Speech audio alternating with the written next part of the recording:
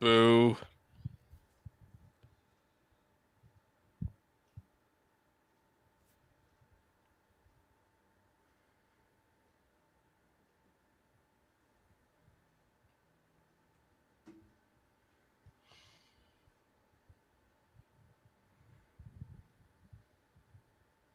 I want to begin today's show by asking you two, my two dear friends, what has become the icebreaker of conversations across Chiefs Kingdom the last 24 hours.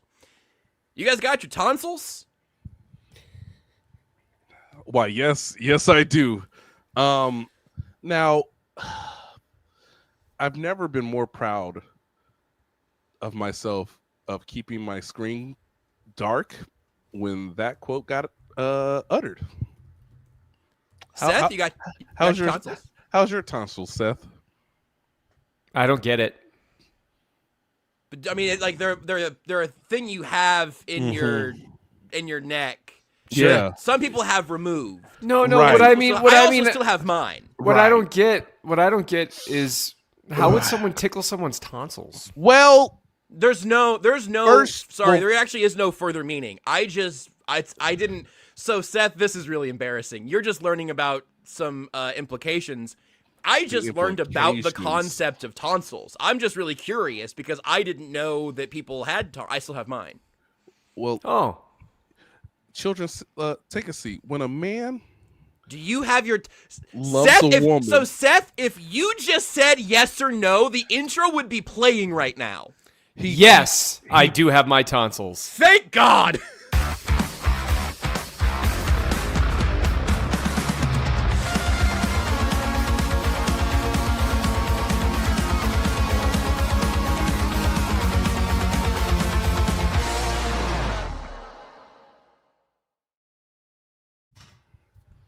Welcome into a tonsil-focused edition of Only Weird That's Games. right. Joshua Brisco, Seth Keysor, Nate Taylor, 3 full sets of tonsils, and we've got some tickling to do today. Man, that wouldn't make any sense at all if people weren't in the presser yesterday, Nate Taylor. look, as I was saying, when a man No, don't. I want you to say about the presser, not about any of your play-by-play. okay. I want you to put us. I want you to set the scene Look, at the presser, the Right. Zoom presser yesterday, not the scene yeah, in okay. whichever My headspace apologies. you're calling back to from your My teen apologies. years. My apologies. Yes. You know what? That's my fault, ladies and gentlemen. Let me apologize. What Andy Reid was alluding to yesterday I'm is gonna walk out. so. Again, I'm going to explain this very easily. Ladies and gentlemen, as part of his job, Andy Reid had to be made available to the media yesterday, even though we all know the Chiefs played on Thanksgiving. Now, did I have anything to ask Andy Reid? No. Was there anything really circumstantial that had to be asked of this man? No. We were all there so that we could say we did our jobs, because we were obligated to do it. Hey, I'm obligated to ask you about injuries. You're obligated to tell me you don't have anything on the injury front. I'm obligated to ask you, hey, what's gone wrong? You're obligated to lie to my face. Hey, I'm obligated to say, hey, coach, are you confident your boys can rally in December after a November 2 forget? And then you're obligated to say, I'm sorry, what? You're going to tickle my tonsils on play calls? Now's the time you say this? Coach, why?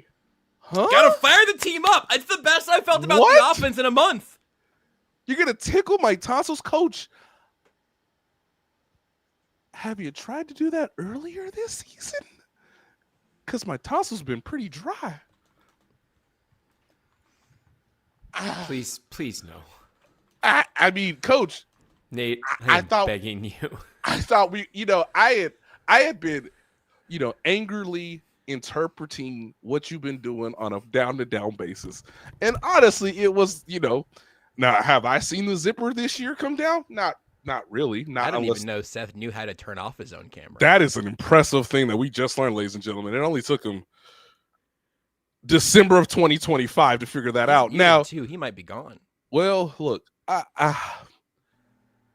we really haven't seen that many zipper games when it doesn't involve the Las Vegas Raiders and a team that did not have a defense in the Baltimore Ravens with Xavier Worthy coming back. Perfect.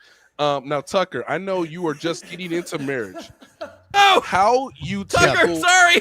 how you tickle your wife's tonsil for the rest of her life involves, it involves a lot of dating. Take her out on dates. Treat No, her I don't nice, want to be in here. cherish her.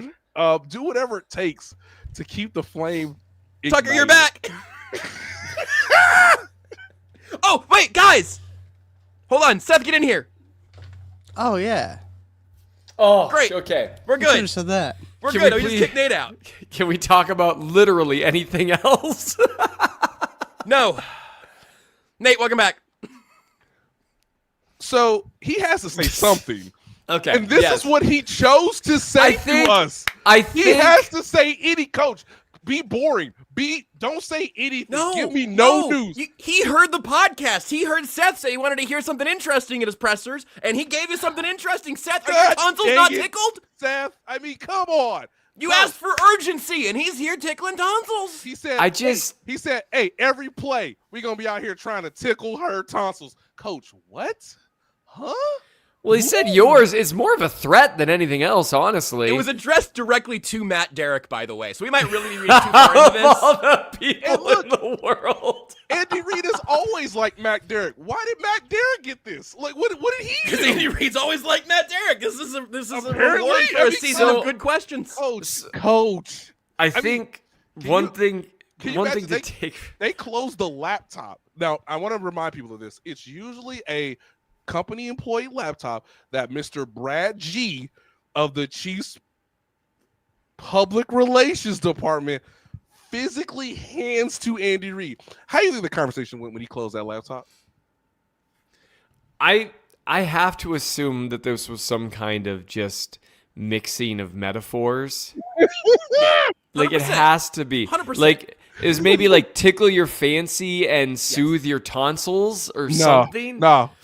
There's no way that's what he meant to say, but I'm just gonna say apparently it's no more it's not even a zipper game from here on out. It's pantsless games, which makes sense because, you know, your season is on the line because you've lost so many games that supposedly didn't matter. You know, you could say That is what I that- said. You could say,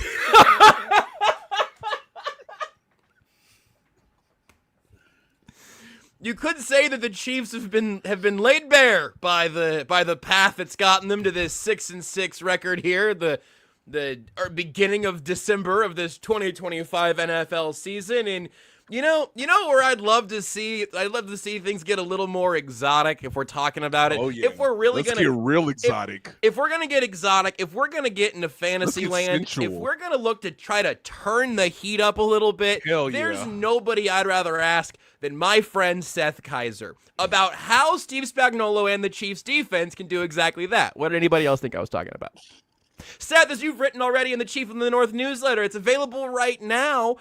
You received a question on socials that was directed to, I think, you, Maddie Lane, Kent Swanson, everybody getting their hand on the ball. Whoops. And it was a question about how the Chiefs run their defensive line games, and you came across a number of things that surprised me in your story here. What did you seek to answer in this story? And then let's crack this this intro little story open and let's see what we got. Yeah, sure. Let's you know what? They like 8 jokes went through my head. and Exotic literally- pressures, turning up the heat on the quarterback. This is all very football. Yeah. Seth, help the Chiefs get penetration.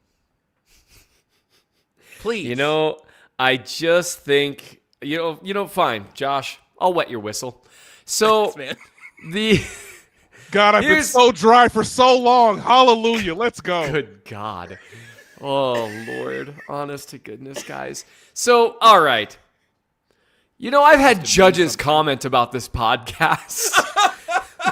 What? I didn't say anything wrong. I was in the middle of open court once. I'm going to tell you a story real quick, and then I will talk about the actual football thing. I was in the middle of open court doing a contested omnibus hearing. I think this was last year or the year before. And a judge who remained nameless because he's actually a professional, unlike me, I was trying to play a video, and I told the court in advance, I said, Judge, there's an issue with this particular video from the sheriff's office, and it's going to skip for a bit, and I have to stop it and start it back up several times, and then it will play. And it was a video that I had to play. It was some contested, like with the stop issue or probable cause. I don't remember what it was. So I tried to play it, and it's doing the thing, and it's a full court, probably about 20 defendants in there, give or take. Not, I mean, crazy, but probably 8 attorneys, something like that. And the judge, in the middle of all of it, he's like, this is more painful than watching your podcast. No! And that was when I knew. I was like, oh, he's seen it. And so there's nothing to be done because I'm like, okay, so he's seen me act like an idiot already. So I didn't even look up from the computer. I just kept scrolling. I was like, I find that almost impossible to believe, Your Honor. And we just rolled right on through it. So shout out to fan, huh? Got a lot to lash out against. I get it. You know what? He's a Packers fan, actually, but I don't want to say much more. Hey. So, all right, here's the long and short of it. What was his first and last name again? Yeah. Long and short. By the way, it's not my fault that on 3rd and 8 you can't get to. Look, man, it's dry out here. Y'all third down conversion rate is dry. Okay, I'm thirsty. Like the comment said. Yeah, you're dang right, Scott. I am thirsty. I'm thirsty to get off the field on 3rd and long. Go ahead, Seth. Which you can't do because you can't pressure the quarterback without blitzing. And then when, I don't know, you decide to send a slot blitz, late in the game, that leaves, CeeDee Lamb one-on-one with Shamari Connor because that's the most obvious person to put out there. Can't think of a single other player they could have had covering covering CeeDee Lamb one-on-one. Can't think of another one. Absolutely no one could possibly exist. And it's not like the Cowboys saw it a mile away and actually had an offensive tackle designated to block Trent McDuffie. But that's fine. So here's what I will say. Someone asked whether or not the Chiefs run fewer stunts than other teams because anecdotally it feels like they do. And the answer I knew was yes, they don't run that many. This is football 101 stuff. I think pretty much people that listen to this podcast either have issues or they know what a stunt is. But it's just a stunt, sometimes referred to as a twist, depending on how it's executed. You just are attacking a different gap than the one that you're threatening pre-snap. And then you have another player loop behind you or twist behind you, right? The most commonly utilized one is a defensive tackle attacks straight up the field on the outside shoulder of a left guard or a right guard, and they attack straight up the field trying to gain penetration. You're welcome, Josh. And attack that outside shoulder, and then the idea is you loop inside, and then the tackle and guard, if they don't switch, then you've got a free runner. You can check it out in the Chief North newsletter. There's actually a good example of that exact kind of stunt that was also married to a blitz, which is going to come back into focus here in a second, where Charles Omenihu is stunting inside while Leo Chenal and Ashton Gelati are attacking up the field. It works well. He gets quick pressure on Dak Prescott on 3rd down, so I'm sure it was not a conversion. I'm just kidding. It was a conversion because CeeDee Lamb pushed off Trent McDuffie, and it didn't get called because offensive pass interference doesn't get called, which it's fine. Trent McDuffie got sunned. Unless Xavier Worthy kills a guy. Well, yeah, no, that was well, and then like at the end of the game when they had the incomplete pass, that was the worst one where Pickens, I think it was, is like actively trying to throw off Watson, or was it McDuffie, and he's just not moving, and he's refusing to be moved, and they called PI, and as soon as it got thrown, I was like, oh, they're gonna finally call OPI, and they called it, and then at worst, I was like, oh, it's a stalemate, okay, 3rd and long, no, it's okay, cool. So, whatever. So, Omenihu gets quick pressure there. It's a good play overall. The wide receiver wins outside one-on-one, so it's still complete a pass because even if you get pressure within 2 seconds, if the ball's out, the ball's out. That is a stunt. That's your basic stunt. You've got end and tackle stunts where you're attacking that way. You've got twists where defensive tackles will crisscross one another. You've got some where you'll have guys stunt, around multiple gaps. This is what I was going to say. If you watched the Lions play the Packers, most notably for our honor up in Minnesota, Micah Parsons as the stunt man going through the center's entire body to terrorize Jared Goff was one of the coolest plays on Thanksgiving Day. Yeah. And he was coming from the far outside, to your point, through two gaps. And the Lions had no shot. They had no answer for it. And so there's a bunch of reasons why this can be successful.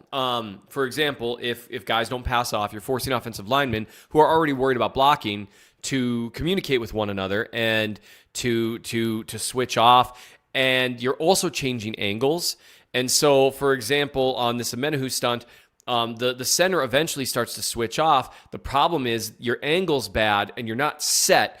These guys are so strong, especially if you have strong defensive linemen. They're so strong that you've got to be set. You've got to have a whole body in front of them. Remember, a ton of pass rushing is you're attempting to get to half a body, right? Or half a man of the offensive lineman, because with just half a man there, they can't really hold you back. You're able to just run right through that contact. You have a head of steam because it's as though you're rushing from like wide 9 or something, right? So you've got a center that's largely in place and you've been gearing up for 2 or 3 steps. That's where like Micah Parsons with 2 or 3 steps ahead of steam can really run over most centers, especially if you've got a guy that can also change direction pretty well. But anyway, it's especially useful in those situations if you've got pass rushers who have some power, a little bit of athleticism, maybe they don't need bend. We're going to come back to this, and high motor. Those are guys who are good fits for those types of inside stunts or twists. It's very commonly used throughout the league. When you look at the rates for it, the average rate of stunt usage in the NFL, and this is utilizing numbers from Match Quarters, which is an unbelievable Substack. Like, what up, Cody? Yeah, Cody Alexander. I mean, unbelievable resource. If you were to think of my Substack as like football 101, Cody's is like football 201, 301, 401. Like his stuff is just unbelievable. So the long and short of it is the NFL average is about 16%. There's some teams that go as high as they go above 30% and reach like 35% or so, maybe even a little higher. And when you think about it, what that means is they're doing it almost all obvious passing downs, because on 1st and 10, you're probably not going to run very many stunts because, and this is where you can figure this out, the rush, the run defense can suffer with this, because if you've got someone who's just sprinting upfield and another guy looping through, well, if you're like running duo there or something, you're just like, oh, look, the Red Sea parted. And that's why every now and then you'll see, some kind of up the gut run where there's just no one there. And so that's one reason why you don't see him run on early downs or downs where the run is a legitimate threat. The other issue that some coaches view as dispositive is that it can be hard to maintain rush lane integrity when you run stunts. And so if your primary value in pass rush is crushing the pocket while maintaining rush lane integrity, you might be someone who doesn't really like to call stunts. And so that Seth is being cute. That's the Chiefs. That's a couple things that I was just kinda shining a light on. They have personnel that makes a lot of sense here, as you've hinted at. Yeah, but they don't. Yes. And so I'll try to get to the point here. I got a little hung up in the 101 there, but the Chiefs. No, I think the 101's worth the time. I honestly, genuinely, we're producing on air now too. I just want to highlight 2 things that you've mentioned there, but I want to highlight because I think it's fascinating. The Chiefs do have the so-called horses to execute a lot of this. Yes. But some of the philosophical things that are at the base of ending up with those defensive linemen don't necessarily mesh with a more gamey pass rush, while the Chiefs have also had real issues getting pressure in obvious passing situations this year. Yes, that's a great way to sum it up, and this is what makes it so frustrating for me. George Karlaftis, I think, is a great fit for a system that runs a ton of stunts. He doesn't have good bend, never has, but he is athletic. And that's one thing. People don't realize how athletic Karlaftis is. He's a good athlete, a really good athlete. He just doesn't have bend, but he does have power, he does have athleticism, and he does have a good motor. Charles Amenahu has surprising athleticism for a guy with his length and power, and he's got a pretty decent second step. He's not an incredibly explosive first step, but he can explode through that open lane, and he can run through half a man pretty well. Mike Dana is more of a force guy, where he's the guy that you'd send up the field. So if you've got guys that are powerful that you can send up the field to try to, because sometimes the force guy, the guy that's pushing straight ahead, if he's a particularly strong guy, sometimes as they kind of panic and don't know whether to switch, you can just bowl them right backwards. Ashton Gelati, good athlete. I think a little more bend than Karlaftis, still working through stuff, but still more of a power-based guy. All of these guys are guys who would be ideal fits for stunts. Chris Jones is a fit for anything you want to do as a pass rusher. For him, it maybe doesn't make as much sense sometimes, because this is another drawback as a stunter, is now you're not facing an offensive lineman to try to beat him one-on-one, because you're at a weird angle. It's hard to do an actual pass rush move, and so they communicate, you can get washed right out of the play. So there's a risk there, right? So with a guy who wins a quarter of his snaps one-on-one like Chris Jones, maybe it doesn't make as much sense to run him for stunts very often. So maybe you line him up off the guards, the opposite guard's outside shoulder, and then you execute a game on the other side. And that's what they do sometimes. Here's the deal, though. The Chiefs, they run stunts the least of anyone in the NFL. It's a little over 8% of the time. It's an incredibly low number, and when I went and take a look at some of the times that they did, it was mostly when they're blitzing already. It's very rare that they'll rush for and execute a stunt. And what makes me really annoyed about it is that there are risks involved in stunting, but if you know your guys aren't particularly adept at winning one-on-one straight up, it's worth the risk, at least trying it. And that's where I got very frustrated watching Karlaftis. You don't have to search very long if you just go to NFL Pro and you look up, Karlaftis' pressures. Like the third one you look at is him executing a stunt, which if you think about the sample size, he's good at it. And again, there are some risk involved. I mean, you might open up a rush lane, but you know what else is risky? A quarterback surveying the field for 4 seconds. And so that's where it was an incredibly Nate Dogg 8415. Josh Uche probably liked to run stunts. Yeah, he's pretty good at them, actually. He loops inside well because he's got a little bend. This is where How I got. do you guys know that? Is he still playing football somewhere? It's hard to say. You guys watching USFL tape? And XFL? so UFL? That's watching that was just one more, and it kind of brought me down. It's kind of a pretty, maybe something that is a little bit niche, a little bit, people might not be as interested in it as I am, but it is another example of the Chiefs doing what they do. Joe Cullen and Steve Spagnuolo, neither of them are known for really working with a lot of stunts in their pass rush plan. And look, Steve Spagnuolo knows a lot about how to dial up pressure. But if you watch the way pressure gets generated by, say, Denver, one of the highest usage teams in the league, yes, they've got really good pass rushers, but they are also setting them up in a way that gives them, like Nick Bonito gets a free run at a center. You've got Zach Allen looping around with a head of steam. These things, they give your players advantages, and it's so frustrating with the Chiefs in particular because, again, they're not winning when they're rushing 4. And if Jones is double-teamed, he's not beating them quite as often as he used to. Right. But if he doesn't win, it's pretty much over the vast majority of the time. And so to me, it's another example of the Chiefs having a button they could push that has become much more utilized in the NFL, and it's just not what they do.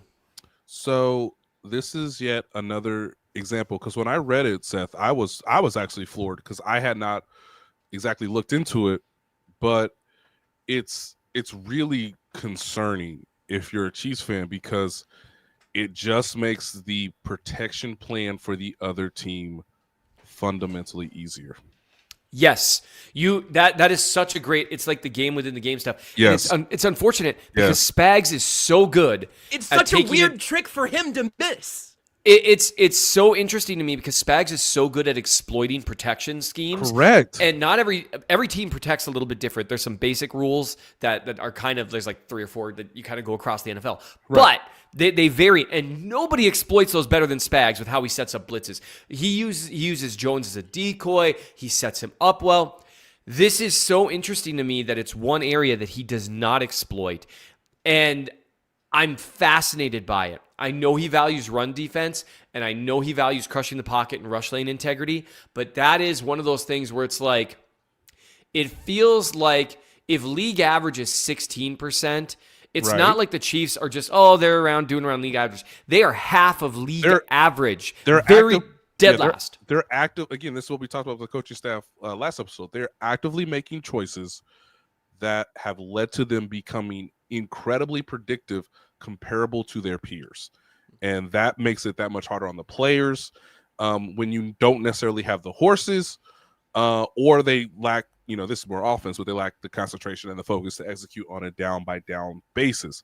It just boggled my mind, because when you read your story, Seth, and then you go and rewatch the game, which we've had almost a week to do now against the Cowboys, it is fascinating how easy the protection scheme and the plan appears to be for the Cowboys, with easier answers when the blitz arrives, when you can highly anticipate the blitz because you don't have a counter or a slider or any kind of variation to go off of that would lead a coaching staff to say, hey, we may have to spend more time on this. We may have to be more varied. We may have to be more anticipation-wise versus like, this is what they do. We know it's coming. We know their personnel. So therefore, not very much surprises us out of, honestly, the first blitz of the game, which happened to happen on the first drive. And then from that point on, the Chiefs were essentially playing from behind, to your point, Seth, with the game within the game to protect Dak Prescott. And it's made somewhat worse when your preference of guys puts you in a position to where you're not going to have as many pure pass rush winners. And that's where I think a lot of people get on Brett Veach. I'm going to be really honest. I'm not big on the Brett Veach is terrible train. They've had some really good drafts. They've had some not as good drafts. They've had some good free agent moves. They've had some not good free agent moves. This year's stuff has not worked out well. I will say that it's very clear to me that Veach, and you've talked about this, Nate, that Veach asks Andy and Spags what they need. Exactly what they need. Like, hey man, we know we're talent deficient in some areas. We also know that the draft board may not be favorable at some positions given that year's draft class. And historically, and you cannot forget this, Brett Veach has never had a top 15 pick. He's never had a top 18 pick. He's never had a top 20 pick. So when you're picking behind, you either A, have to maneuver, which they've done at times, or B, you have to be very specific as to get certain players that will match the coaching staff, their wants, their needs, their system, their scheme, their style of play, all of that. So it's a hard needle to thread when you can't necessarily bank on, well, this player is so talented, he will fall to us and he will immediately make an impact on our team. The Chiefs, because of their success, have unfortunately had to operate in a way that is unusual compared to most teams, which is why it's so fascinating for people to complain about Brett Veach when Brett Veach has never been in the same situation comparable to half the general managers in the league. And that's a good problem, obviously, because you have Patrick Mahomes and Andy Reid. And I want to be clear, just one last thing, because we've spent a lot of time on this. I'm not saying the league has passed the, Spags by. But you can be an excellent coach because, we're one game removed from him just pantsing an excellent offensive coordinator and just destroying them down the stretch. But they found a sim pressure button. And look, simulated pressures, which we talked about last week, that's just where you're only rushing 4 guys, so it's technically not a blitz. But rather than rushing, you line up 4 guys at defensive line and you rush 2 defensive linemen, a linebacker, and a safety, and then your end and a defensive tackle drop into a shallow zone. Which again, if you hate it when you see those guys in coverage occasionally, just remember the unblocked rushers you get from that, and that's one of the ways they shut down Daniel Jones. So if you're willing to do sim pressures, which is another thing Spags, when he dials up, he's awesome at it, but he doesn't dial up quite as often as just more blitzing, that's going to leave you vulnerable to the run too. That's going to make rush lanes tough as well. And so for me, it's just mystifying how, and again, maybe he would give a different answer if he were asked directly why he doesn't utilize it more. It's not that Steve Spagnuolo doesn't know that this can help. The man knows ball. It's just that he values something else more. My assumption is it's run defense and rush lane integrity. Remember, his philosophy is, and this is why it's got to be so annoying, Josh. His philosophy is exactly what the Chiefs did on Thursday against the Cowboys. You get me to third down, boys, I'll cook it up. And so if you don't stunt on second down and you choose not to stunt on third down because you want to maybe be a little bit more exotic from your blitz, you want to sort of test certain parts of the protection plan, which Seth alluded to earlier, then okay. And again, this is why I asked George Karlaftis after the game, dog, it has to be mind just altering for you to get to 3rd and 7, 3rd and 8, 3rd and 9, and they convert every single time when that's what your defensive coordinator wants most. Yeah. You know what I want most right now? The thing I want most in this world is to hear the sweet, beautiful voice of Tucker D. Franklin. He's going to tell us about one of today's sponsors. What's up, Tucker? Hi, Josh. Thank you for bringing me on the show. I got to tell you guys about our friends Window Wolf. Is the exterior of your home a little dirty? Well, Window Wolf can help. They're changing how people in Kansas City get their homes cleaned up. Whether it's window cleaning, gutter work, or pressure washing, they make it super simple with no in-person quotes and no back and forth. Window Wolf is locally owned and operated in Kansas City with services including exterior window cleaning, gutter cleaning, and pressure washing. So just head on over to windowwolf.com, punch in a few details, and boom! You can see a real-time pricing in seconds. And first-time customers get $100 off their first service. So if your windows are looking a little rough, your gutters are overflowing, or your driveway needs a good pressure wash, head on over to windowwolf.com. That's window, WOLF.com. You'll get your price and that $100 bonus in seconds.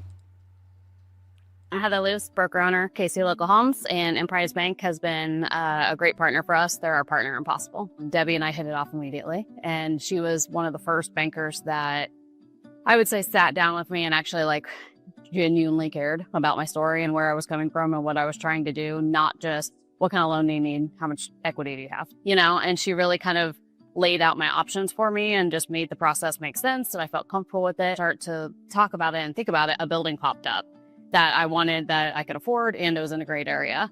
And so they really guided me through the SBA. I used the SBA loan to acquire it and really guided me through that process and made it happen. I think that we talk about that a lot, where we wouldn't have a business. We wouldn't have what we have here if we didn't have the clientele that we do. I've always functioned out of a people over profits mentality. The houses sell themselves, right? I'm here to help people and facilitate the transaction for them.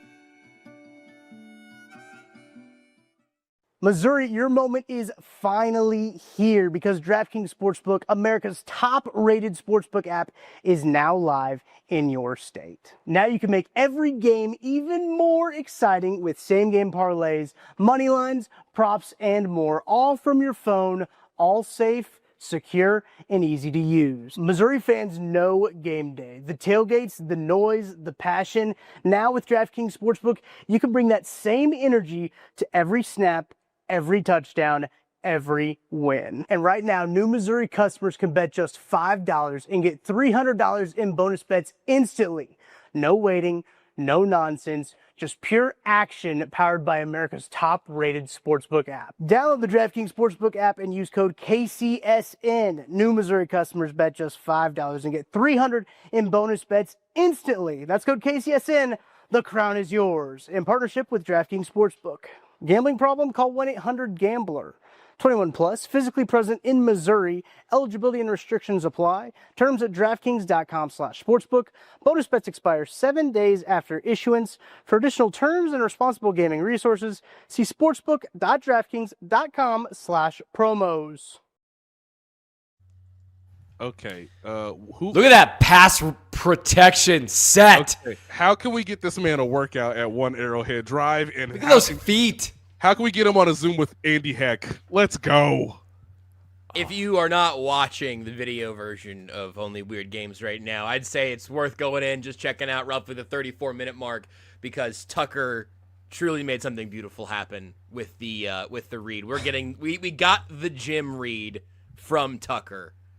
It's good stuff, Tucker. I think you're still hot here. Yeah, I forgot that my mic was still hot, and I laughed Hell at, yeah. at Tyrion Strongjaw's comment. Tucker's favorite iron, the pumped one. That's right, a good baby. one. Good stuff. That's good stuff. I might have to play tackle, actually. That is a good point. I don't know. Well, I live 10 minutes from the stadium. They can just give me a call. Thank you. I was going to say, how quickly can you get in, and Yeah. how quickly can we get you a... They don't really give them iPads. They give them, what is it, Microsoft... Surface. How quickly can we get you a Surface for the playbook? And look, I just from what I know about Andy Heck, we're gonna need Tucker's arms to get about 10 inches longer. That's the only for tackle. Can confirm. Yeah. Look, maybe you and Mike hey. Caliendo get in a gym, and Look, you guys can figure that out. Look, all I'm saying is, they rode the alligator arms of Joe Thuney to the Super Bowl. It can happen. Come on, It can happen. It can happen. And Tucker is the Joe Thuney of podcasting. If I've For said that sure. once, I've said it 1,000 times. You know something else I've said once that I'll say 1,000 more times? This is a great time for you to get involved and do some good alongside us here at KCSN. The Soul of KC Holiday Raffle and Toy Drive is back. This is the 5th annual edition. That's crazy. I feel like we've been talking about this for a long time, but not 5 years, right? Yeah, 5 years. And there are some amazing prizes here. It benefits the Operation Breakthrough that we talk about every year, and again, amazing things able to be done to help make Christmas a little more special for some kids who deserve it. So if you want to get in on the raffle, you can get 1 ticket for $10, 5 for $25, 15 for $50, and 50 tickets for $100, which also comes with a 1-year paid KCSN.com subscription. And you can get tickets at givebutter.com/KCSN-SOUL. That's KCSNSOUL, or Venmo at KC Sports Network. They'll draw the winners after the post-game show on Sunday. So time is running out. Make this happen here in these next couple days.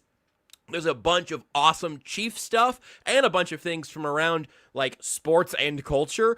Chevy Chase signed Clark Griswold hockey jersey. Mike Tyson's Punch-Out signed boxing gloves and poster. A Keanu Reeves signed Matrix poster. Michael B. Jordan signed Creed poster. I already asked Tucker about this once. I don't know why Michael Jordan is signing a poster of Creed Humphrey, but either way, that's pretty cool. A lot of awesome stuff. You can see the graphic here. You can get all the rest of the details there. You go to givebutter.com/KCSN-SOUL. You know what I'd like to find, Nate?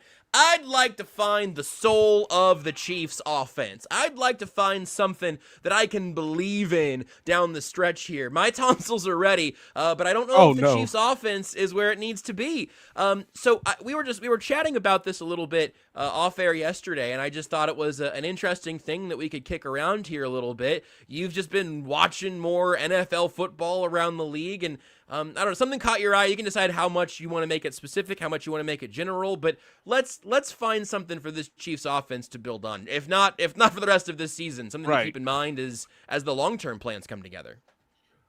I have 2 thoughts. One that is specific for Matt Nagy, and another one that is specific for Andy Reid moving forward.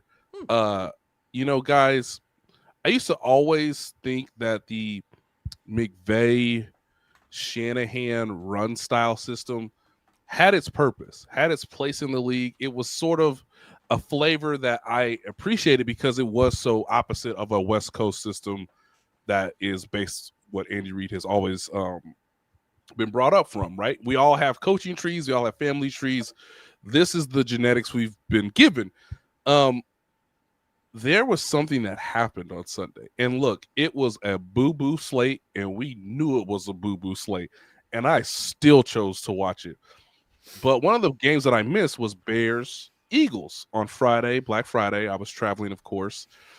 And it dawned on me that Ben Johnson is doing a similar version with the Bears with, of course, Eric Bieniemy as his running back coach. God, Nate, I didn't even consider that when you texted about it. That didn't even cross my mind. That's diabolical. They're doing something that Andy used to do on the second half of like the Alex Smith era. Now, this is not pistol based, but this is very much a let's get bodies in motion. Let's get defenders thinking one thing before we run the ball. Let's get misdirection to our benefit, and let's come at very different angles that the defense cannot predict. And I know, ladies and gentlemen, you're asking me, well, hey, Nate, how is Ben Johnson doing this with checks the roster a worse offensive personnel group than the Kansas City Chiefs have? And let me tell you, the reason he's doing it is because Joe Thuney is a freaking technician. Darnell Wright is also so good. He is a meat grinder. He is so of an good. Offensive lineman. Unbelievably strong. They have made, guys, I'm telling you, there are running lanes that the Bears had against what we know was a good defense in the Eagles that Kareem Hunt can't even dream of. Because that linebacker's going that way while we're handing you the ball through the B gap. Because that receiver, that tight end is putting the defender in conflict, paired with perhaps bootleg, rollout, play action, pitches. They ran a play where I believe it was the tight end coming across the formation, making the linebacker and the safety think, okay, if they're going to run to the outside, we're going to be on it. We're going to cut that angle. We're going to get to the edge before they do. And you know what? Ben Johnson said, cool, please do that. Under center, pitch, but it was kind of like a counter draw. And so the linebackers, the safeties are flying. And they showed this on NFL Live too. And I want to give credit to Dan Orlovsky and obviously the NFL research crew that we have at ESPN, where you have 5 defenders on the edge and they're running through the B gap. And guys, in some ways, it's like, is Isaiah Pacheco faster than DeAndre Swift? Probably. Does he have better vision than Kareem Hunt? I'm not sure. But what I noticed is under the Shanahan, now Ben Johnson-led offense, and what Andy Reid used to do with Alex Smith is present something that the defense has to account for that matches up so that we can then trick the defense. And unfortunately, ladies and gentlemen, this Chiefs run game does not do that unless they're in 4th and short, which is a more condensed formation with multiple people in the backfield. Obviously, we saw the play on 4th and short that went to Jared Wiley, of all people. That's where they're most creative in the run game. Everything else is not under center. It's in shotgun. It's asking guys to get to angles that either A, they can't get to, B, they're too predictable, and C, there's not something to give the defender something to think about. And again, when you watch the tape, it has to drive anyone with a brain nuts because the Chiefs used to do these type of things. And it wasn't just in the Alex Smith era. Correct. Like, I'm saying that's when it was most noticeable because that's when they started to make the change. Right. When, 2019, 2020, 2021, you almost never saw a run play dialed up without jet sweep action behind it. And they would run jet sweep stuff several times a game. And they've moved away from it. And I get why teams were starting to kind of really look for it. But it had value. And it's almost like once they didn't have Hardman in tow anymore, they were like, well, I don't know if anyone else could do this. And it's like, you don't? Like, I don't. That He's is available. He's not available. Well, and it's like, hurt. he was available. He's hurt. Yeah, he's hurt. Right, but he's yeah. hurt now. And they're doing some other things with Rashee Rice out of the backfield, which is kind of cool. But and one thing, you got to use up a receiver on jet sweep action, and they don't want to use Rashee Rice for that. Xavier Worthy's probably too small. Use Rashee Rice to chip on the way out of a route. I don't want to. That's an excuse. I interrupted because I use Tyquan Thornton for it. He shows some ability in space. Like that is Nate's absolutely right in terms of eye candy is something they used to do more of in the run game, and it's much less frequent now. Now, this is something that I think is a real question for them to really consider. Your quarterback's mobile. Same thing that Caleb Williams has. Your quarterback needs, as much as you think he is an absolute, guys, he's the most talented quarterback we've ever seen. And there's no debate. Stop talking. Stop. Okay? We've all seen it for 7 years now. But even he needs easier reads that match the run game. so that the run game has easier angles, because his mobility creates something for the linebacker and or the safety to put into account. Instead, he's too often in shotgun without the threat of using his legs, unless he's actually going to use the RPO game, which we know he's largely not going to do unless A, it's a dire situation, and B, it's the postseason.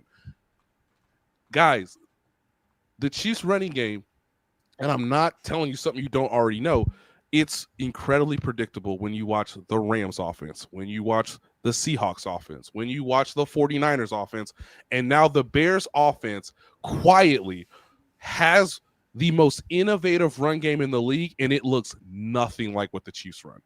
So the second thing is for Matt Nagy. You better pull him out, boys. I felt like Andy Reid's comments were a direct reflection of Matt Nagy. And here's why, kids. If you want that tonsil to be tickled, then I need to see it, Matt Nagy. You supposed to be behind the line of scrimmage God.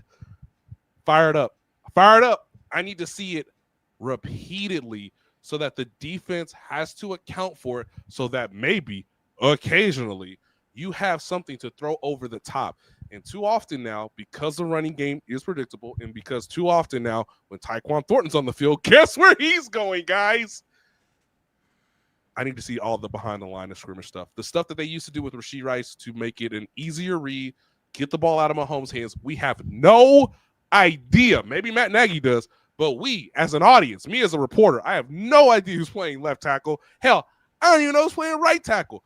Ball gotta come out on time. Hell, it gotta come out in less than 2 seconds, because Danielle Hunter made Daniel Jones look like a statue, and Will Anderson knew he was a statue before the game started. Okay, so I don't know why I'm yelling. Matt Nagy, I need to see them all, baby. End arounds, reverses, bootlegs, screens me, bubble screen me, middle screen me, tight end screen me. I need to see them all, because you got to make the game easier for the quarterback. Put the ball in your playmakers' hands. This is not the defense. I want to repeat, this is not the defense to do your normal stuff against, because you could do that against the Cowboys. And to much success, you scored 4 touchdowns, and your quarterback, I mean, he did miracles out there, but he didn't turn the ball over.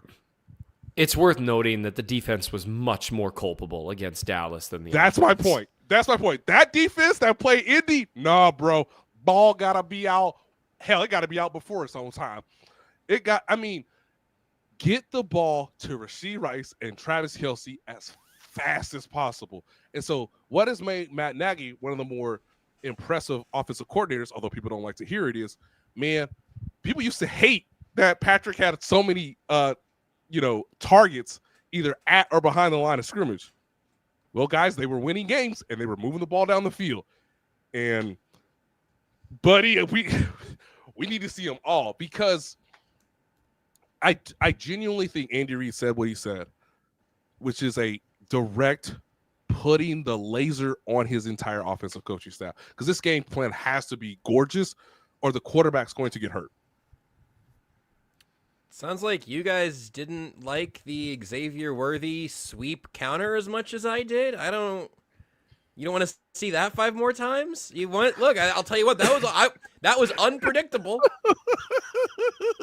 Anything that takes a second and a half to develop behind the line of scrimmage is not a good idea. They used to run certain draws and stuff. I remember a really, really nice one to Tyreek Hill in particular, but there's just, I don't know, man. Those things are frustrating, and it just really does feel like it's a season, and it becomes easy. I just really want to be clear. It becomes easy to just throw everything on coaching. Rashee Rice has had multiple really bad drops. He's had a couple of them. Travis Kelce had one before halftime in a game that might have been the difference. Like, some of these things, Travis Kelce hangs onto a ball in the end zone, and they probably beat the Eagles. Patrick Mahomes doesn't throw one of the worst picks of his career. They probably beat the Jags. So it's not just coaching. It's never just Xavier Worthy doesn't start his season with his shoulder separated. I mean, yeah, you're probably a game or two. You're probably a game or two up. These things, the ball bounces a little differently against the Cowboys after McDuffie forces it. McDuffie has a better game against Pickens and Lamb. So it's not just coaching. I just always feel the need. It's coaching and the refs. Thank you, Seth. That's what I've been getting at. Exactly. Precisely. Those are the two things that can be the problem in an NFL football game. Right. I do find it interesting. I mean, I think, Seth, I think you're responding to the fact that this has sort of been an accidental landing point of today's show. It's like, you guys aren't doing the stuff that other people are doing on offense and defense. And I do think, I don't know, maybe this is my disclaimer on it. When they win not doing things that the rest of the league is doing, that's why it's a group of geniuses. And when it's like, well, but these things are working for other teams, you're not doing them, and you're losing games, now it's like, what is the coaching staff even trying? And so obviously, there is a tremendous gulf of wiggle room there. Yep. But I do think it's interesting that seems to be the place that we've landed at. Also, of not just they're not doing the obvious thing, but that there doesn't seem to be a lot of iteration on this year's version of the offense and the defense. The thing that I'm going to say the thing out loud. I need to say it again because ultimately, outside of the Mahomes interception against Jacksonville, and let me be clear, Seth is right. That is the worst mistake Mahomes has done this season. Seth, we'll get that clipped for you of Nate saying, "Let me be clear, Seth is right," and then I'll just go ahead. That's your Christmas present. That's I'll put that on the loop. But honestly, that's the only one you got. That's the only one you got. And let me remind people, the Chiefs got what they wanted. The Chiefs got what they wanted in that game. 2 games should drive you absolutely nuts until the draft. First game is against Jacksonville. Of course, the pick 6 doesn't go well. But again, most quarterbacks would have crumbled in that environment after making that level of mistake and knowing, I got to bring us back again in the fourth quarter. Watch the fourth quarter of that game, kids. Mahomes was excellent against what we now realize, very good, very capable defense. They said, here, Trevor Lawrence, do it. It was not hard for Trevor Lawrence at any point in that late game drive. And that, I would say, is not coaching. The players on defense let the team down when Mahomes still gave them a lead late in the fourth quarter with less than 2 minutes left. I think the Jags had maybe one timeout. I'll double check it. But come on. This is the scenario you guys wanted. All we want to do is come on the road, get a lead, squeeze, and put your quarterback, which we know isn't as talented as ours, in an adverse situation and ask him if he can find the answers. Guys, he fell down and he found the answers, and then he went into the end zone. The second game is, hey, you know what? We have 5 losses. This is an unusual year. Probably not going to win the division. All right, but you know what? We got to get on a run. We got to show some urgency. That's all I heard before the Colts game, entering the Cowboys game, right? We got to show urgency. Your coach that will one day be in Canton did not show urgency on 4th and 4 from the 44-yard line. And you deserve to lose because didn't he see his defense not get off the field against Justin Herbert? Didn't he see his defense not get off the field against Jalen Hurts? Didn't he see his defense not get off the field against Trevor Lawrence? But sure, they're going to get off the field against Dak Prescott. In a game in which they've played worse throughout. There you go. There you go. It's been a frustrating year, and there's a lot of things. It is funny to me how after 3 games that were billed in advance as gotta wins, they still have almost a coin flip chance at making the playoffs, which drops, I think, to 10% or something if they lose, to where it's just almost impossible. It's been a very frustrating year, and I think probably a humbling one. Mm-hmm. And hopefully that just results in some change, because that's where you can't keep doing the same things. And that's where it was, and Andy's always going to say stuff like this, but saying that, they're just a tick or 2 off and that kind of stuff. I got some heat from people online, which, what else is new? People are going to disagree with stuff, and that's okay. Internet? That's okay. Sometimes people are going to disagree. But like, sometimes you're not just a tick or two off. Sometimes you've got I think that's a lie. I think that's completely a lie. He has to say it. We've gone through this before, but you're right, Seth. That ain't a real statement, and we all know it. And that's where the proof will be in the pudding, though, because we have not seen a drastically different approach. One of the things I almost wrote, and I still might this week, is the most puzzling decisions by the Chiefs this year. But then I realized, I could talk about their choices at the running back position. I could talk about having Tyquan Thornton show he can really help the offense and then effectively keeping him off the field or not really featuring him at all.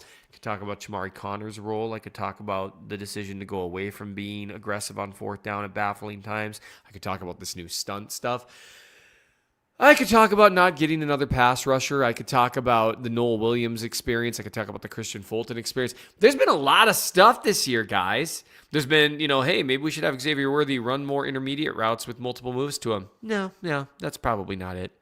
And again, that doesn't mean, do I think Worthy's a superstar in waiting? No. Do I think he could be doing better if he was asked to do some different stuff? Yeah, I really do. And that's where so much of it, I think I've spent the last multiple years when things are bad and everyone's like, oh, it's all Andy Reid. Like in 2020 and 2021, when they hit some rough patches, people were like, oh, it's Andy and whatever. I was usually the ones like, no, guys, it's execution. The looks are there. This year, it has been more on coaching than in previous years. And I think that's why we keep kind of coming back to that stuff. So let's look at the Houston Texans defense, where they are first in points per game, giving up only 16.5. They're second in total QBR, which is 47%. Yards per game.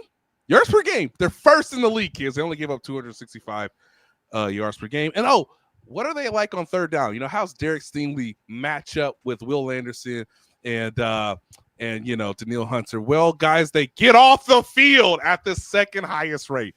They only give up conversions on third down at a 34% clip. They are first or second in, honestly, some of the most important statistics in the league when it comes to playing defense. Good luck on Sunday. Meanwhile, the Chiefs are favored. So it's a silly sport. The ball's not around. Nate, are those your final statements? Do you have something else to get us out of here? We're going to have all Thursday to get into the Texans nitty-gritty. Right. So, ladies and gentlemen, look, we got to respect our elders. I respect them every day. There's not a moment where I'm going to shake a man's hand older than me and say, what? Right? You right. Tell me about the game. Tell me how it's supposed to be played. Tell me the game within the game, right? I'm always going to be here to get told how it goes, right? Motivate me. Hey, this older lady knows something. I need to listen, guys. We always need to listen to our elders, man. Be respectful, right? Take some of that knowledge, put it in your brain, my boy. We're losing recipes, ladies. Listen to them, okay? We just had Thanksgiving. Did you listen to your aunt one time about a recipe? But sometimes, the very few and rare times, you ain't got to take his advice. And guys, don't you dare tell that person that you have a love interest in, that you feeling, that you vibing, don't you ever say you're going to take their tonsils. Don't say it. Don't you ever say that, okay? Don't listen to that elder. All right, well, listen to him, but not on that. All right, I don't want to ever hear you say you're going to tickle her or his tonsil. Don't do it, all right? Listen to me. You done bought her drinks. You done took him to a nice restaurant, right? You thinking about proposing. You thinking this person might be for me for the rest of my life, whoever he or she is. Don't you dare ruin something magical by saying you're going to tickle his or her tonsils. Don't do it. Trust me, it ain't worth it. And as long as we're appreciating our elders, Seth, I thought you had a really good show today, man. I was due.